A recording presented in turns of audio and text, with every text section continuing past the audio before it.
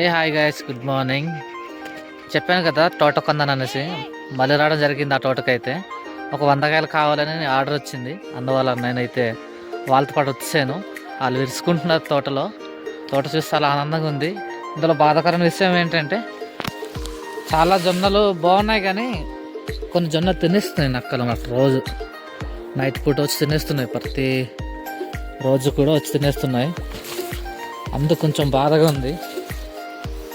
రోజు ఒక 10 చెట్లు తినేసినా చాలా బాధగా ఉంటుంది కదా. చూసారా, ఇది మంచి మంచి కాయలు తినేస్తున్నాయి, పెద్ద పెద్దవన్నీ. వాటిని ఏం చేయాలో తెలియట్లేదు నాకు. చూసారా, ఇది కూడా తినేసి నక్కలు. ఈరోజు తిన్నాయి. ఇవి అయితే ప్రతిరోజులో తినేస్తున్నాయి నక్కలు వచ్చి. చాలా బాధగా ఉంది. ఒక తోట వచ్చిన రైతుకి ఇలా నష్టం జరిగితే చాలా బాధగా ఉంటుంది. నేను ఎంతో ఆశపడి కొన్నాను తోటనైతే.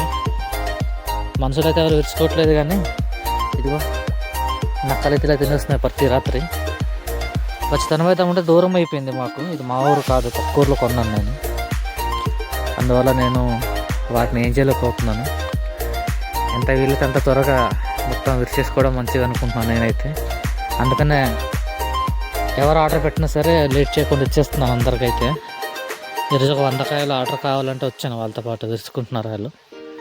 ఎన్ని వచ్చి తింటున్నాయి తెలియట్లేదు, కానీ చాలా తినేస్తున్నాయి. రోజు కనీసం 15 చెట్లు 20 చెట్లు తినేస్తున్నాయి. నక్కలతో పడలేకపోతున్నాను అసలు. కాయలు అయితే పెద్ద పెద్ద కాయలు గాయస్.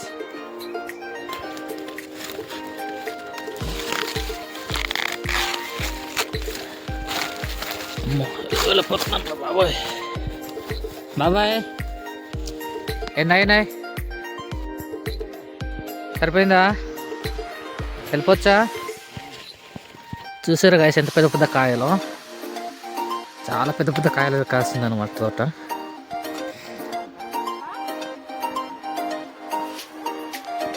మా స్వీట్ కార్న్ తోట పక్కన మంచి వ్యూ అయితే ఉంది, చూపిస్తాను. ఇది చూడండి,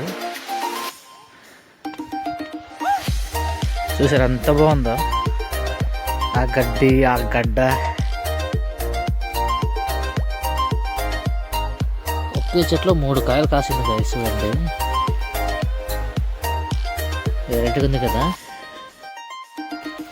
ఒక బస్తాలో 50 కాయలు అనమాట. ఎన్నిరా పట్టుకెళ్ళిపోతున్నావు? తింటా పారేస్తావు? జొన్నకాయలు దొంగ ఎవరా నువ్వు? బాయ్ గాయస్, మేము జొన్నకాయలు విరిసి ఇంటికి వెళ్ళిపోతున్నాం.